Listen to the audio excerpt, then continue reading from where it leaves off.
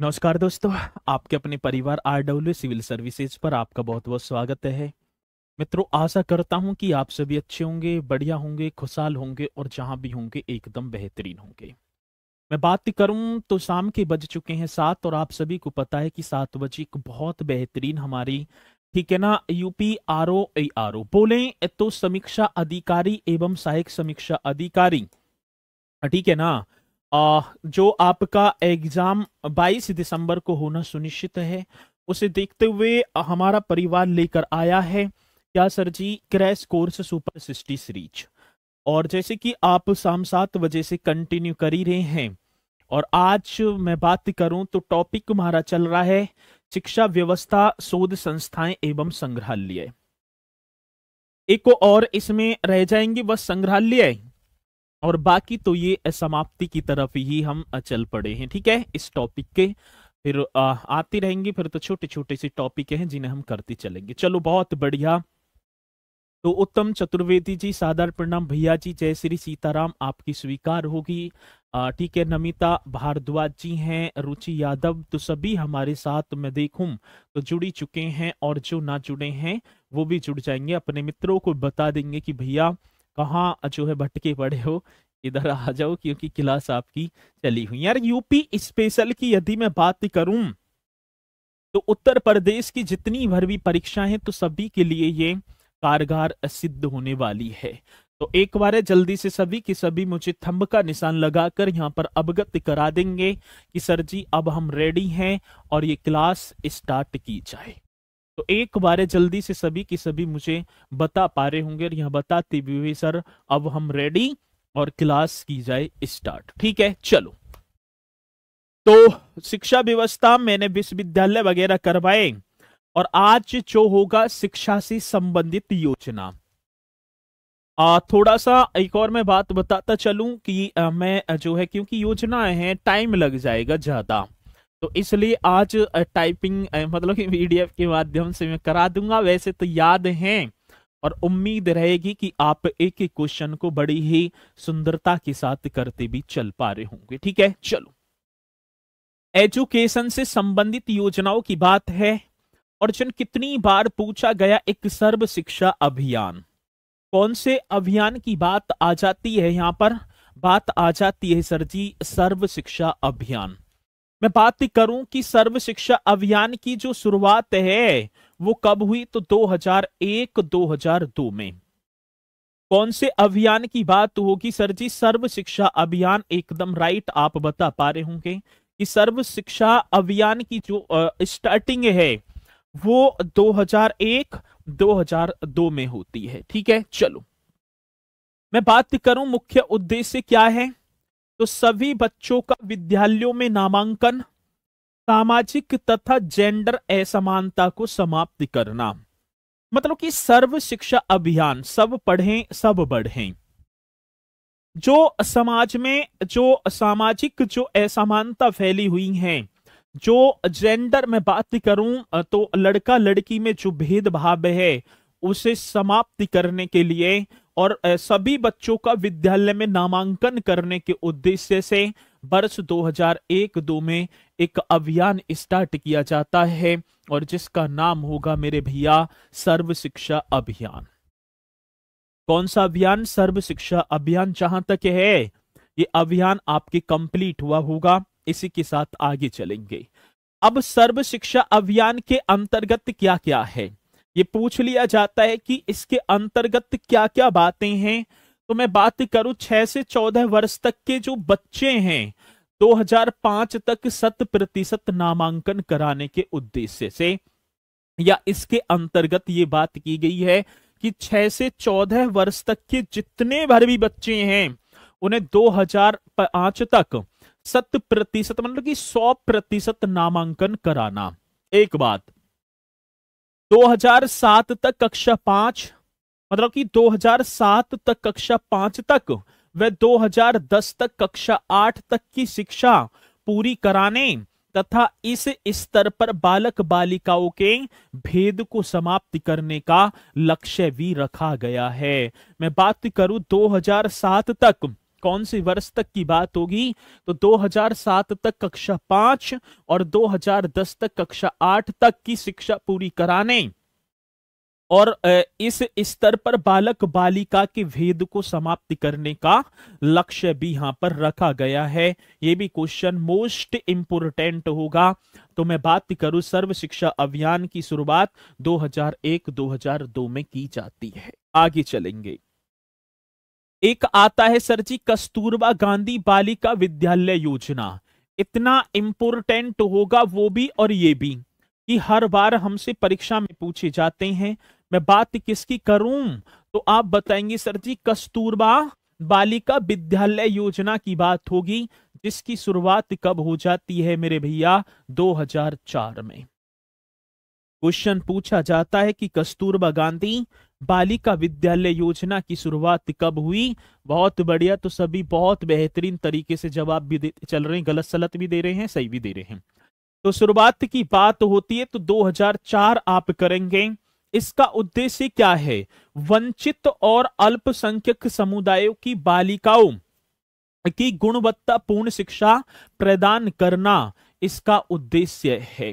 मतलब कि मैं बात करूं, एक और बात होगी जो आर्थिक दृष्टि से पिछड़े हुए जो विकास खंड हैं।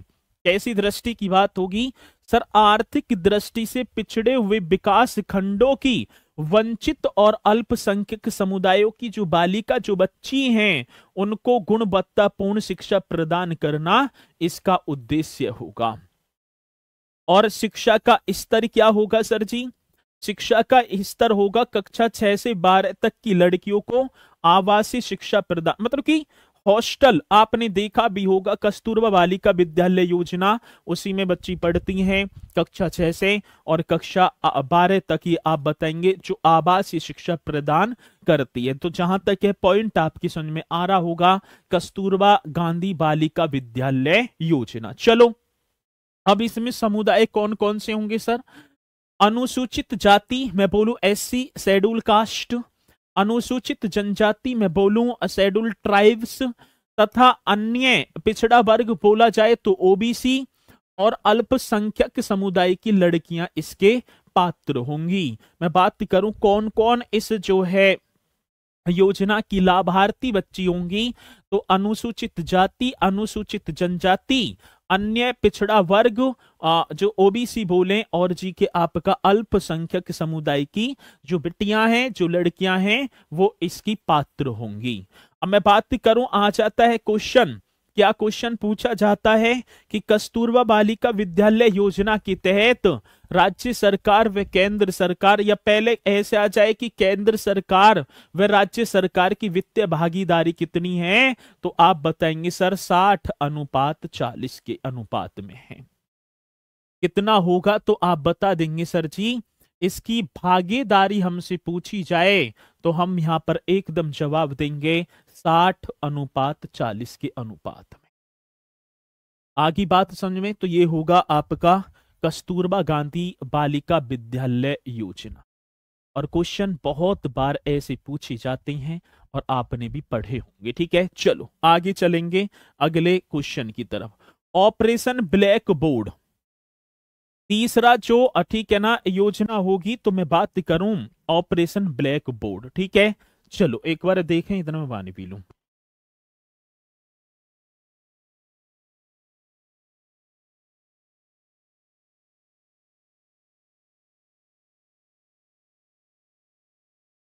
चलो जी, ऑपरेशन ब्लैक बोर्ड की यदि मैं बात करूं तो ये 1987 में स्टार्ट होता है। और ऑपरेशन ब्लैक बोर्ड का उद्देश्य हमसे पूछा जाए सर, इसका उद्देश्य क्या होगा? आप बताएंगे प्राथमिक शिक्षा की गुणवत्ता में सुधार करना।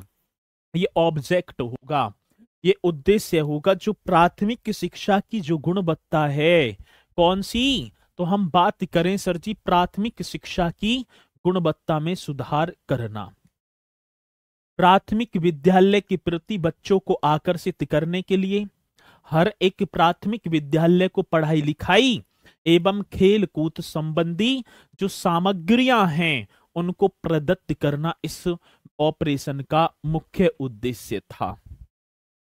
आज ही की सर जी क्या उद्देश्य होगा? जो प्राथमिक शिक्षा है ना, उसकी गुणवत्ता में सुधार करना और प्राथमिक विद्यालय के प्रति बच्चों को आकर्षित करना। कि प्राथमिक विद्यालय आपने देखा होगा बहुत प्रयास किए हैं सरकार ने, और प्रत्येक प्राथमिक विद्यालय को पढ़ाई लिखाई एवं खेल कूद संबंधी जो सामग्री हैं उनको प्रदत्त करना। ये कौन से जो है मैं बात करूं तो कार्यक्रम था ऑपरेशन ब्लैक बोर्ड, जो 1987 में चलाया गया। आगे बात समझ में? सर जी ये कब चलाया गया? तो आप बता देंगे 1987 में चलाया गया। बहुत बेहतरीन क्वेश्चन है, जहां तक है पॉइंट आपकी समझ में आया होगा। इसी के साथ हम बढ़ते हैं आगे की तरफ। चलो, एक होगा ऑपरेशन कायाकल्प। मैं बात करूं कौन सा ऑपरेशन? अभी ये एक जो है वैसे तो पूछा ही जाता है, 2-3 परीक्षा में पूछ लिया गया। एक यूपी पुलिस की वैकेंसी हुई थी और भर्ती मतलब एग्जाम हुआ था 17-18 फरवरी वाले में, पूछा गया था ऑपरेशन कायाकल्प। ऑपरेशन कायाकल्प अब आपकी बार को भी आ सकता है अब की बार, ठीक है, क्योंकि एक क्वेश्चन तो निश्चित तौर पर यहां से पूछा ही पूछा जाएगा, और जब पूछा जाएगा तो आप बता पा रहे होंगे। शुरुआत की बात होगी जून 2018 में। मैं बात करूं किसकी? ऑपरेशन कायाकल्प की शुरुआत आप बता देना जून 2018। किस उद्देश्य से स्टार्ट किया गया ऑपरेशन कायाकल्प? तो राज्य के सरकारी प्राथमिक एवं उच्च प्राथमिक विद्यालय, जो राज्य के, मैं बात करूं किसके? राज्य के सरकारी प्राथमिक व उच्च प्राथमिक विद्यालयों में मूलभूत सुविधाओं और अवस्थापनात्मक स्थितियों को बेहतर बनाने के लिए। अब ऐसे भी क्वेश्चन पूछ लिया जाता है कि ऑपरेशन कायाकल्प का प्रमुख उद्देश्य क्या है, या ऑपरेशन कायाकल्प किससे संबंधित है? तो अब स्थापनात्मक विकास से। कौन से विकास से? अब स्थानात्मक विकास। ये बड़ा बेहतरीन क्वेश्चन होगा जब ऑपरेशन कायाकल्प हमसे पूछा जाएगा, तो आपको बताना होगा कि ऑपरेशन कायाकल्प का संबंध मेरे भैया किससे है? तो सर हम बता देंगे ये होगा अब स्थापनात्मक विकास से। जून 2018 में ये चलाया गया। जहां तक है पॉइंट आपकी समझ में आया होगा। इसी के साथ मैं बढ़ूंगा आगे की तरफ। एक क्वेश्चन और पूछा जाता है कि सर जी विद्या वाहिनी प्रोजेक्ट, मैं बात करूं कौन से प्रोजेक्ट की बात होगी? तो यहां पर 5वां जो होगा वो 3 में की जाती है। अब क्वेश्चन पूछा गया मेरे भैया कि विद्या वाहिनी प्रोजेक्ट की शुरुआत कब की गई? तो आप बताएंगे सर जी 2003 में की गई। कौन से प्रोजेक्ट की बात है यहां पर? तो सर हम बताएं, हाँ, विद्या वाहिनी प्रोजेक्ट। तो आप बता देंगे कि विद्या वाहिनी प्रोजेक्ट की शुरुआत तो आप 2003 बता रहे होंगे। और ये भारत सरकार के सूचना एवं प्रौद्योगिकी विभाग द्वारा ये प्रोजेक्ट शुरू किया गया। अब क्वेश्चन पूछा जाता है कि विद्या वाहिनी प्रोजेक्ट की शुरुआत किसके द्वारा? तो जो भारत सरकार का सूचना एवं प्रौद्योगिकी जो विभाग है उसके द्वारा इस प्रोजेक्ट की शुरुआत की जाती है। मैं बात करूं इसमें क्या है ऐसा, क्यों स्टार्ट किया गया विद्या वाहिनी प्रोजेक्ट? तो हम बताएं सर जी, इस प्रोजेक्ट के तहत छात्र छात्राओं को, कौन से? विद्या वाहिनी प्रोजेक्ट के तहत, तो इस प्रोजेक्ट के तहत छात्र छात्राओं को कंप्यूटर के माध्यम से विभिन्न विषयों का शिक्षण कार्य कराया जाता है। मतलब कि ये जो विद्या वाहिनी प्रोजेक्ट है, जो छात्र छात्रा हैं कंप्यूटर के माध्यम से जितने भर भी जो विषय हैं उनका प्रशिक्षण कराया या प्रशिक्षण कार्य या शिक्षण कार्य कराया जाता है। ये आपको बता देना है विद्या वाहिनी प्रोजेक्ट यदि हमसे पूछा जाता है। कौन सी प्रोजेक्ट की बात होगी? तो सर जी यहां पर बात बन पा रही होगी हमारी विद्या वाहिनी प्रोजेक्ट। आगे बात समझ में सभी के, ठीक है? यदि पॉइंट समझ में आ रहे हैं तो एक बार मुझे जरूर अवगत कराते चलेंगे कि हाँ सर जी, हमारे पॉइंट तो समझ में आ रहे हैं। बहुत बढ़िया, तो सभी एकदम बेहतरीन तरीके से यहाँ बताते भी चल रहे हैं। चलो मैं आगे चलूं, आपको लेकर नोट भी करते चलने हैं। जो भी आपने कॉपी वगैरह नोटबुक जो बनाते चल रहे हो, एक एक पॉइंट को नोट करते चलना, और मुझे उम्मीद है कि आप कर भी रहे होंगे, और भैया निश्चित तौर पर आपसे यहाँ से क्वेश्चन पूछे भी जा रहे होंगे। आगे बात समझ में, चलो आगे चलेंगे। एक है कन्या विद्या धन योजना। मैं बात करूं, छठी योजना आ जाती है सर जी, जिसका नाम होगा कन्या विद्या धन योजना। कौन सी योजना? तो कन्या विद्या धन योजना। आपने देखा भी होगा, कन्या विद्या धन योजना की जो शुरुआत है ये 2012 में की जाती है। मैं बात करूं कौन सी वर्ष की बात होगी, तो आप बताएंगे सर जी कन्या विद्या धन योजना। बहुत बढ़िया। अब इस कन्या विद्या धन योजना के तहत जो राज्य की गरीब और मध्यम वर्गीय परिवारों की बालिकाएं हैं को उच्च शिक्षा प्राप्त करने के लिए प्रोत्साहन देना। मतलब कि मैं बात करूं, राज्य में जो गरीब और मध्यम वर्गीय जो परिवार हैं और उनकी जो बिटियां हैं जिनने इंटरमीडिएट मतलब कि बोलूं तो आप बता देंगे सर जी इंटर, ठीक है, 12वीं की परीक्षा पास की है, और उच्च शिक्षा 12वीं के बाद जैसे ही उच्च शिक्षा प्राप्त करनी चाहती है तो उसे प्रोत्साहन राशि, और प्रोत्साहन राशि में भी भैया 30,000 रुपए प्रदान किए जाएंगे। कितने हजार की बात होगी तो आप बता देंगे सर जी, ये प्रोत्साहन राशि होगी मेरे भैया कितने? 30,000 रुपए। अब क्वेश्चन आ जाता है कि कन्या विद्याधन योजना के तहत राज्य सरकार, ठीक है ना, उच्च शिक्षा प्राप्त करने के लिए बालिका को कितनी धनराशि प्रदान करती है। तब आप बता पा रहे होंगे सर जी हमारा तो आप क्या कर देना, 30,000 कर देना। क्वेश्चन बड़ा बेहतरीन होगा और आएगा तो आपको निश्चित तौर पर क्वेश्चन का जवाब भी देना पड़ेगा। देंगे ना सभी के सभी जवाब? चलो सर जी हाँ, हम तो जवाब दे पा रहे होंगे, इसी तरीके से आप कर भी पा रहे होंगे। ठीक है, चलो आगे चलते हैं अगले पॉइंट की तरफ। एक है मध्याह्न भोजन योजना। मैं बात करूं तो मिड डे मील योजना। आपने देखा भी होगा मिड डे मील योजना। सर मिड डे मील योजना, हाँ आप देखेंगे जो सरकारी स्कूल हैं या सरकार के द्वारा जो मान्यता प्राप्त स्कूल हैं उनमें बच्चों के लिए दोपहर का भोजन, ठीक है ना, प्रदान किया जाता है। ये सभी को पता होगा। मैं स्टार्टिंग की बात करूं किसकी, मध्याह्न भोजन योजना के स्टार्टिंग की बात करूं तो 15 अगस्त 1995 को प्रदेश के 38 जनपदों में मिड डे मील योजना, वैसे तो ये केंद्र सरकार की योजना है लेकिन उत्तर प्रदेश की यदि मैं बात करूं तो 15 अगस्त 1995 ईस्वी को प्रदेश के 38 जनपदों में इसे लागू कर दिया जाता है।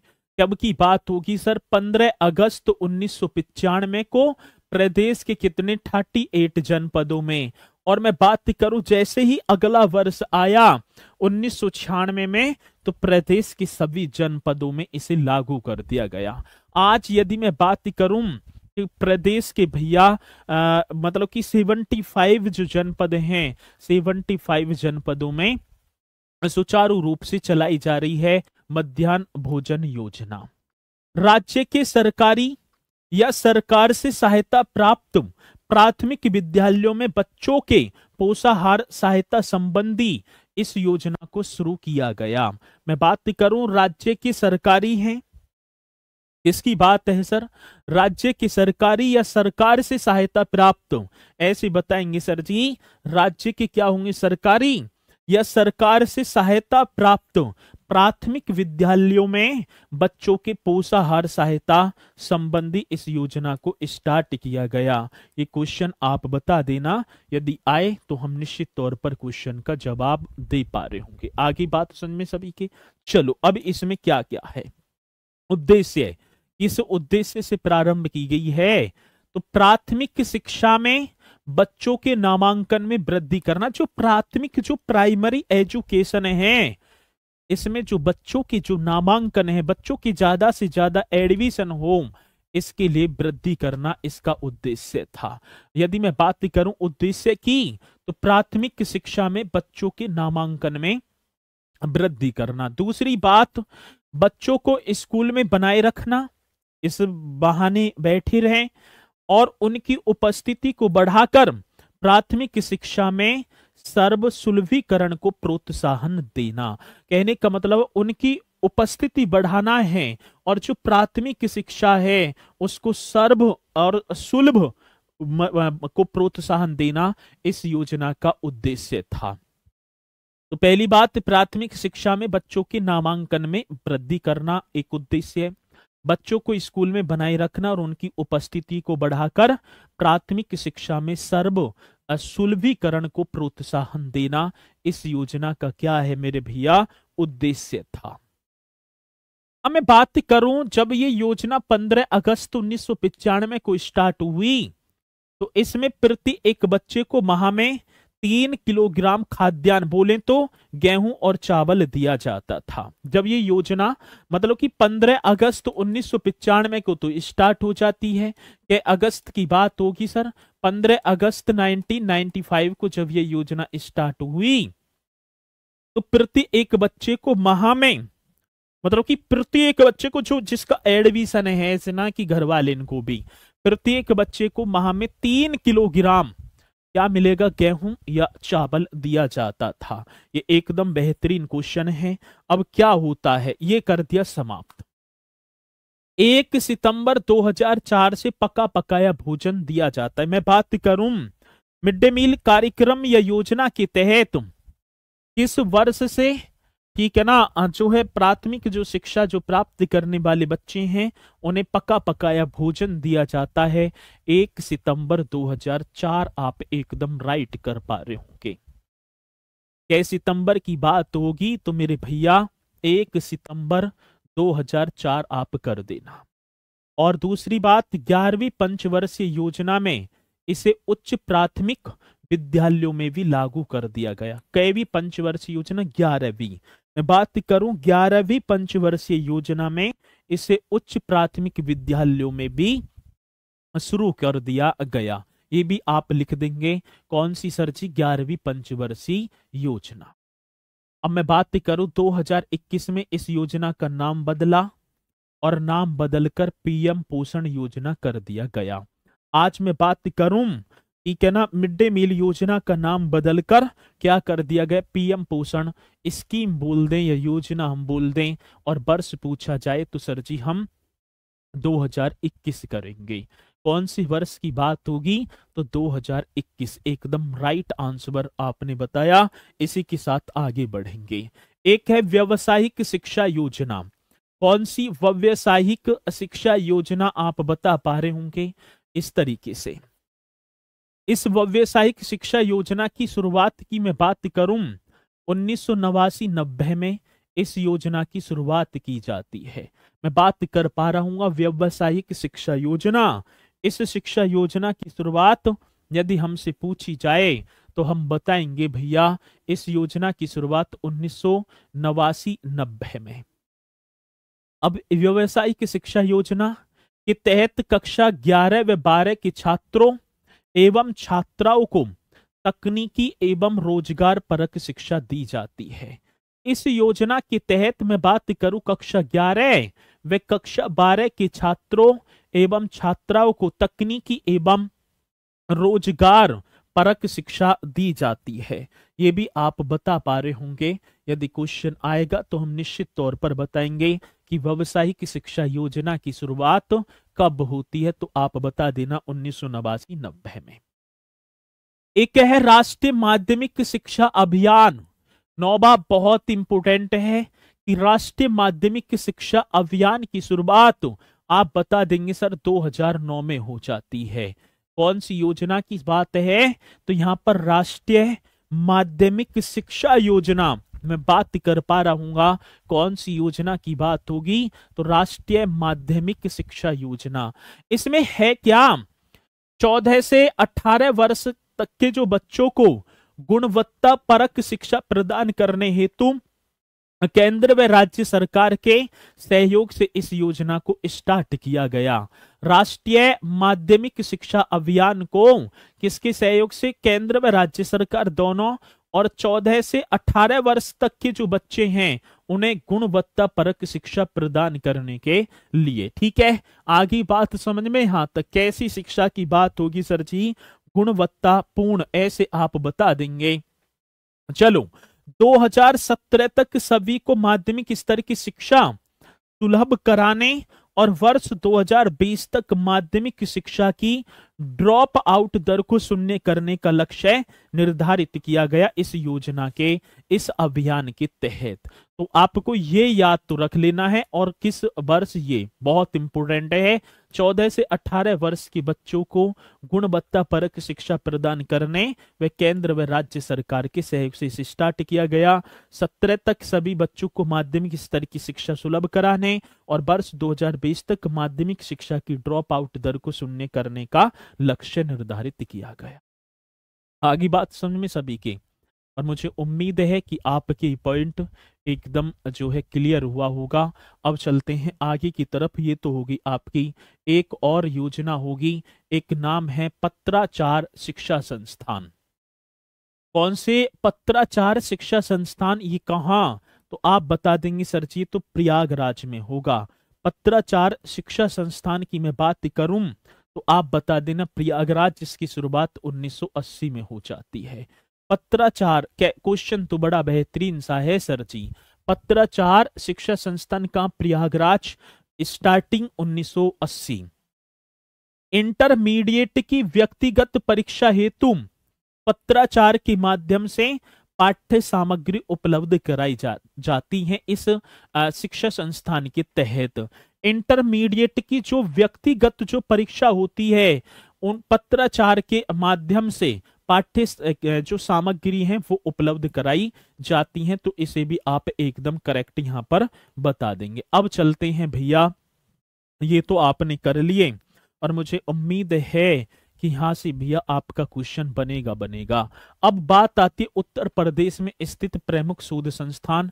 निश्चित तौर पर एक क्वेश्चन पूछा जाना है, क्योंकि आया और मिलान की बात थी, आपने दिया भी होगा एग्जाम, जब 11 फरवरी का एग्जाम था तो उसमें आए थे क्वेश्चन, ठीक है, अनुसंधान संस्थान से, और पूछे गए थे, ठीक है ना। और अनुसंधान संस्थान भी ऐसा आया था, हिलाई ना था, ठीक है।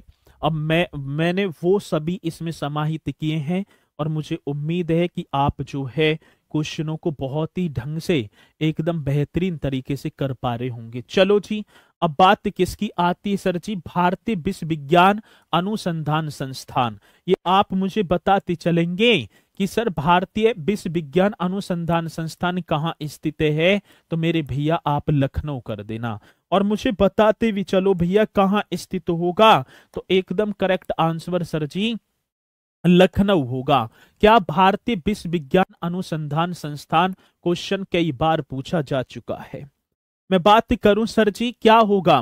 राष्ट्रीय वनस्पति अनुसंधान संस्थान। राष्ट्रीय वनस्पति अनुसंधान संस्थान भी आप मेरा तो लखनऊ कर पा रहे होंगे, क्या लखनऊ कर देना है? राष्ट्रीय वनस्पति अनुसंधान संस्थान लखनऊ।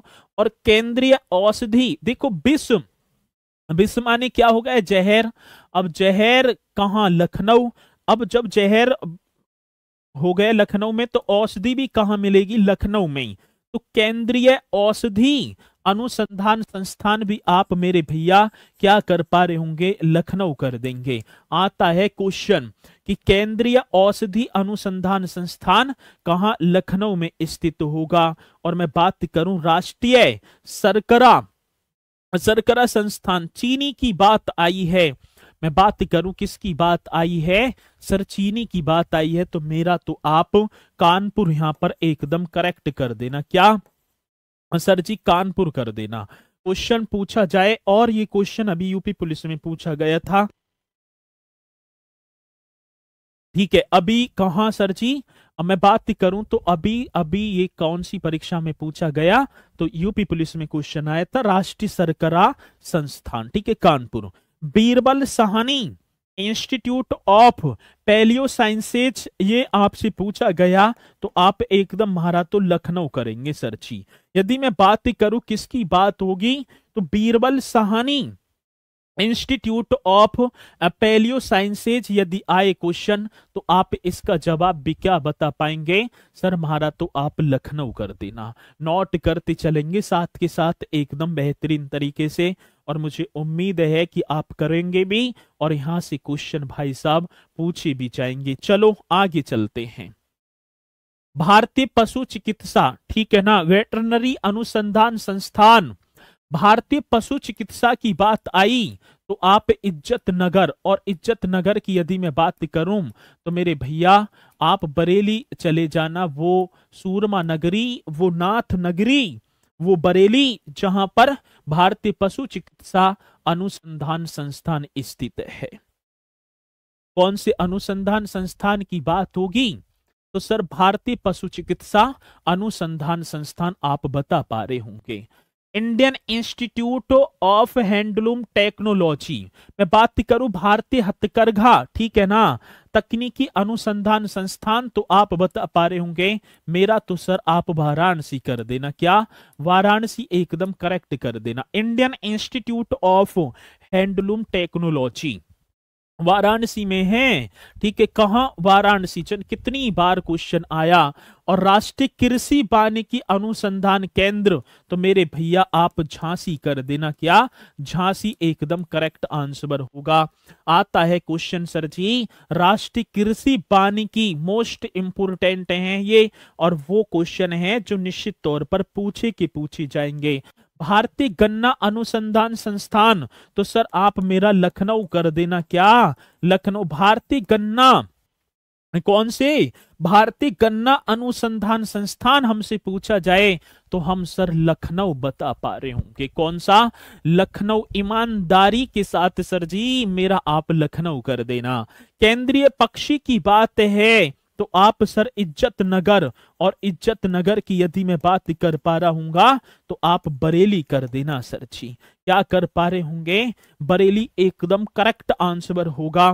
केंद्रीय पक्षी अनुसंधान संस्थान यदि पूछा जाए तो आप इज्जत नगर बरेली एकदम करेक्ट आंसर कर देना। आ रही है बात समझ में सभी के, हाँ सर जी। और नोट भी करते चलेंगे, स्क्रीनशॉट लेना चाहें तो स्क्रीनशॉट ले लेंगे, लेकिन लिखोगे तो और ज्यादा बेहतर रहेगा, लिखते चलना है सभी को। भारतीय दलहन अनुसंधान संस्थान, दलहन की बात है तो सर आप मेरा तो कानपुर ही कर देना। कानपुर, लखनऊ, वाराणसी है ही घूमेंगे। क्या होगा भारतीय दलहन अनुसंधान संस्थान तो आप क्या करेंगे सर जी, क्या कर देना, कानपुर आपको एकदम करेक्ट कर देना है। चलो, Indian institute of vegetable research, भारतीय मैं बात करूं शाक भाजी अनुसंधान संस्थान तो मेरे भैया आप वाराणसी कर पा रहे होंगे सर जी। क्या कर देंगे, वाराणसी। इंडियन इंस्टीट्यूट ऑफ, मैं किसकी बात करूं, Indian institute of vegetable research, ठीक है, ये कहां, वाराणसी में।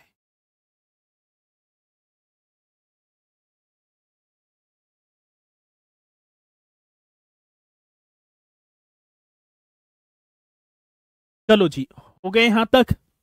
एक है हरिश्चंद्र अनुसंधान संस्थान तो आप प्रयागराज कर देना सर। क्या हरिश्चंद्र, इस तरीके से क्वेश्चन आए, हरिश्चंद्र अनुसंधान संस्थान तो मेरे भैया आप क्या बताएंगे सर, मेरा तो आप प्रयागराज कर देंगे। हरिश्चंद्र अनुसंधान संस्थान प्रयागराज।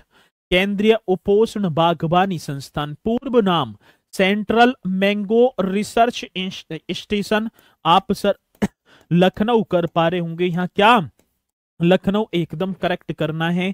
केंद्रीय उपोष्ण बागवानी संस्थान पूछा जाए तो आप निश्चित तौर पर बताएंगे आज ही केंद्रीय उपोष्ण बागवानी संस्थान तो सर जी इस क्वेश्चन का जवाब तो हम दे देंगे, क्या तो आप लखनऊ कर पा रहे होंगे। अगला, केंद्रीय औषधीय एवं सघन पौधा संस्थान, बोले central institute of medicinal and aromatic plants ये कहाँ अवस्थित होगा? सर आप मेरा लखनऊ कर देना। क्या ये भी आपका लखनऊ होगा? ठीक है। क्या केंद्रीय औषधीय एवं सघन पौधा संस्थान central institute of medicinal and aromatic plants ये कहां सर जी? आप लखनऊ कर देना। एक न्यायिक प्रशिक्षण एवं अनुसंधान संस्थान पूछा जाए तो आप इसे भी क्या सर जी? हमारा तो आप लखनऊ कर पा रहे होंगे। अधिकांशतः देखूं तो मैं लखनऊ में ज्यादा है। हाँ सर, न्यायिक प्रशिक्षण एवं अनुसंधान संस्थान कौन सा होगा सर? न्यायिक प्रशिक्षण एवं अनुसंधान संस्थान यदि क्वेश्चन आए तो आप इसे भी क्या लखनऊ बता पा रहे होंगे।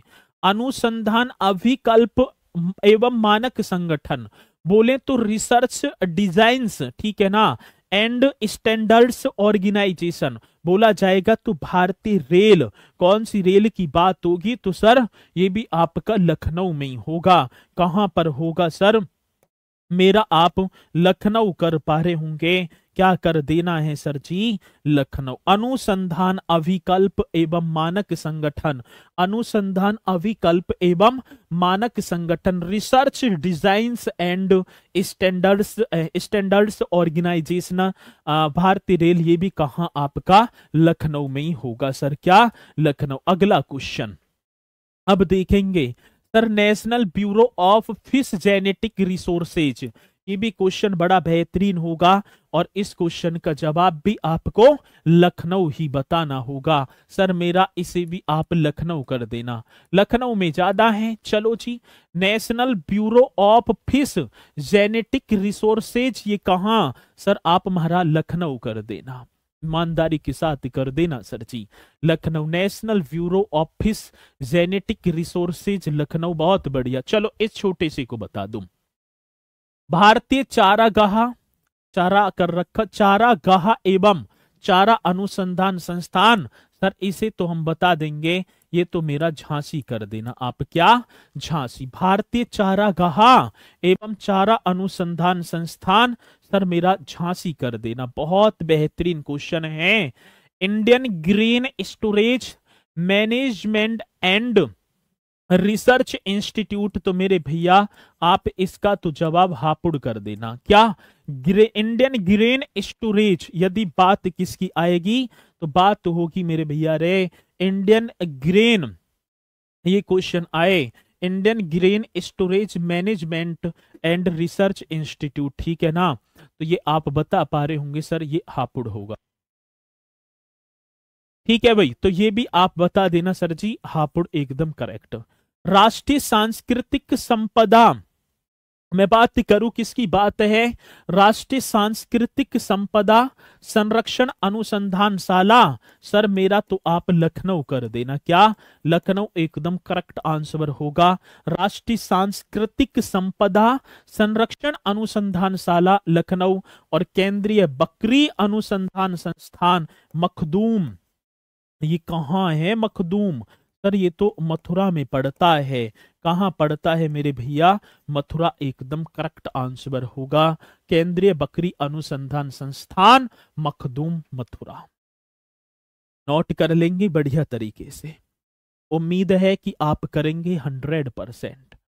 क्वेश्चन अपने में बहुत ही ज्यादा यूजफुल होने वाले हैं ये, ठीक है, तो आप एक बार जरूर नोट करते चलेंगे, स्क्रीनशॉट वगैरह ले लेंगे।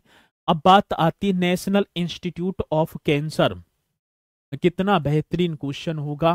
क्या होगा sir ji? National Institute of Cancer Prevention and Research, ये आपको बता देना है। आज मैं बात करूं नेशनल इंस्टीट्यूट ऑफ कैंसर, तो आप new Okhla industry development authority की तरफ आना और यहाँ कैंसर प्रिवेंशन एंड रिसर्च आपको मिलेगा, ठीक है ना। आता है क्वेश्चन तो बताएंगे सर। गोविंद बल्लभ पंत सामाजिक विज्ञान संस्थान, तो सर ये तो मैंने प्रयागराज पढ़ा था। गोविंद बल्लभ पंत, इस तरीके से क्वेश्चन करना कि गोविंद बल्लभ पंत। सर जी कौन सा? तो आप बता पा रहे होंगे गोविंद बल्लभ पंत सामाजिक विज्ञान संस्थान। तो मेरे भैया आप प्रयागराज एकदम राइट कर देना। आगे बात समझ में? हाँ सर, यहां तक तो बात समझ में आ गई। Central pulp and paper research institute सभी को पता होगा। सर ये तो हमारा सहारनपुर होगा। क्या होगा मेरे भैया? Saharanpur. Central pulp and paper research institute, ये आप हमारा क्या सर जी? सहारनपुर कर देना। Central pulp and paper research institute. भारतीय कालीन प्रौद्योगिकी संस्थान, यदि मैं बात करूं तो आप भदोई एकदम राइट करेंगे सर। क्या करेंगे? भदोई। भारतीय कालीन प्रौद्योगिकी संस्थान IISCT, ये कहाँ? भदोई। भारतीय कालीन प्रौद्योगिकी संस्थान, ये भी आपको कर देना है यदि क्वेश्चन आए। राष्ट्रीय उद्यमिता एवं लघु व्यवसाय का संस्थान, तो सर जी आप new Okhla industry development authority, आप इसे भी कर पा रहे होंगे। ठीक है ना। राष्ट्रीय उद्यमिता एवं लघु व्यवसाय विकास संस्थान, तो सर ये भी आप हमारा नोएडा ही कर देना। नोएडा न्यू ओखला इंडस्ट्री वाला, तो ये भी आप एकदम राइट करेंगे। चलो आगे देखेंगे। नेशनल इंस्टीट्यूट ऑफ बायोलॉजिकल्स, ये भी आपका नोएडा ही होगा सर जी। ये भी क्या होगा? तो मेरे भैया ये भी आप नोएडा कर देना। नेशनल इंस्टीट्यूट ऑफ बायोलॉजिकल्स, मैं बात कर पा रहा हूँ नेशनल इंस्टीट्यूट ऑफ बायोलॉजिकल्स, ये कहाँ अवस्थित है? नोएडा कर देंगे। एक बीबी गिरी नेशनल लेबर इंस्टीट्यूट, सर ये भी आप हमारा नोएडा कर देना। क्या? नोएडा कर देना। बीबी गिरी नेशनल लेबर इंस्टीट्यूट, यदि हमसे पूछा जाए तो हम क्या कर देंगे सर जी? हम नोएडा बता देंगे। चलो, एक है राष्ट्रीय कृषि उपयोगी सूक्ष्म जीव ब्यूरो, तो आप मऊ कर देना। मऊ, ठीक है। और यही तो क्वेश्चन आया था, मतलब किसमें सर जी? जो आपका पेपर हुआ था उसमें ये क्वेश्चन पूछा गया था। राष्ट्रीय कृषि उपयोगी सूक्ष्म जीव ब्यूरो मऊ। भारतीय कृषि प्रणाली, ये दोनों, ठीक है। भारतीय कृषि प्रणाली की बात आई तो आप मोदीपुरम, ठीक है। और ये मोदीपुरम कहाँ पड़ता है मेरे भैया? आप बता देना सर जी। तो मेरठ है। और क्या? मेरठ में। भारतीय कृषि प्रणाली अनुसंधान संस्थान, भारतीय कृषि प्रणाली अनुसंधान संस्थान मोदीपुरम मेरठ। एक भारतीय बीज विज्ञान संस्थान की बात आएगी तो सर आप मऊ कर पा रहे होंगे। भारतीय बीज विज्ञान संस्थान, कौन सी विज्ञान और कौन सी संस्थान की बात है? आप बताएं सर जी। भारतीय बीज विज्ञान संस्थान की यहां पर बात होगी। चलो आगे बढ़ेंगे। राष्ट्रीय बीज अनुसंधान एवं प्रशिक्षण केंद्र। अब राष्ट्रीय बीज अनुसंधान प्रशिक्षण केंद्र, तो ये आपका वाराणसी होगा सर जी। यदि क्वेश्चन आए और आप न बता पाए तो बात गलत हो जाएगी। राष्ट्रीय बीज अनुसंधान एवं प्रशिक्षण केंद्र सर जी वाराणसी। एक अंतरराष्ट्रीय चावल अनुसंधान संस्थान का दक्षिण एशियाई क्षेत्रीय जो केंद्र है, ये भी आपका कहाँ? तो मेरे भैया ये भी आपका वाराणसी में होगा। ठीक है, ये भी आपका क्या होगा? वाराणसी एकदम करेक्ट आंसर होगा। आएगा तो बताना होगा। अंतरराष्ट्रीय चावल अनुसंधान संस्थान, मैं बात कर पा रहा हूँ अंतरराष्ट्रीय चावल अनुसंधान संस्थान दक्षिण एशिया क्षेत्रीय केंद्र, ये आपका कहाँ सर जी? वाराणसी एकदम करेक्ट कर देंगे। आएगा तो हम निश्चित तौर पर बताएंगे। बहुत बढ़िया। अब राष्ट्रीय जैव उर्वरक विकास केंद्र, मैं बात करूं तो आप गाजियाबाद बता पा रहे होंगे। किसकी बात होगी? तो मेरे भैया गाजियाबाद, ठीक है ना। क्या क्वेश्चन है? राष्ट्रीय जैव उर्वरक विकास केंद्र, तो गाजियाबाद एकदम करेक्ट कर देना है यदि क्वेश्चन पूछा जाए। राष्ट्रीय जैव उर्वरक विकास केंद्र हमारा गाजियाबाद करना है। केंद्रीय कांच एवं सिरेमिक अनुसंधान संस्थान, तो मेरे भैया खुर्जा। और ये खुर्जा कहाँ? तो आप बता देना सर, ये तो बुलंदशहर में पड़ता है। केंद्रीय कांच एवं सिरेमिक अनुसंधान संस्थान, ये भी आप स्पीड के साथ बता देंगे। National Institute of fashion technology, ये आप सर हमारा तो रायबरेली कर देना। क्या? Raebareli. National Institute of fashion technology, तो आप क्या रायबरेली यहां पर एकदम करेक्ट कर देंगे। National Institute of fashion technology यदि क्वेश्चन आए तो बताना होगा। एक राष्ट्रीय औषधि शिक्षा एवं अनुसंधान संस्थान, मोस्ट इंपोर्टेंट क्वेश्चन आप बता देंगे सर जी ये भी तो रायबरेली में होगा। कौन सी बरेली की बात होगी मेरे भैया। राष्ट्रीय औषधि, यहां शिक्षा शब्द लगा हुआ है, राष्ट्रीय औषधि शिक्षा एवं अनुसंधान संस्थान रायबरेली। राष्ट्रीय वैकल्पिक ऊर्जा अनुसंधान एवं प्रशिक्षण केंद्र, तो मेरे भैया आप लखनऊ कर पा रहे होंगे, क्या लखनऊ, ठीक है ना। क्वेश्चन आए कि राज्य वैकल्पिक ऊर्जा अनुसंधान एवं प्रशिक्षण केंद्र, तो सर जी आप लखनऊ कर देना हमारा, क्या लखनऊ कर देना। एक है पशु जैविक औषधि संस्थान, तो सर ये भी तो लखनऊ होगा, ये भी क्या होगा लखनऊ। यदि मैं बात करूं पशु जैविक औषधि संस्थान, इस तरीके से कर पा रहे होंगे, यदि क्वेश्चन आएगा तो हम बताएंगे निश्चित तौर पर, ठीक है ना। आता है क्वेश्चन तो बता देना। चलो अगला होगा सर जी भारतीय रेल अनुसंधान अभिकल्प एवं मानक संगठन, तो ये भी मेरे भैया लखनऊ में ही होगा। लखनऊ राजधानी है, सबसे ज्यादा अनुसंधान केंद्र वगैरह यहीं पर तो स्थित होंगे, तो आप लखनऊ कर देंगे, ठीक है। चलो central institute of hotel management, ये निर्माण अधीन है, ये आपका होगा जगदीशपुर।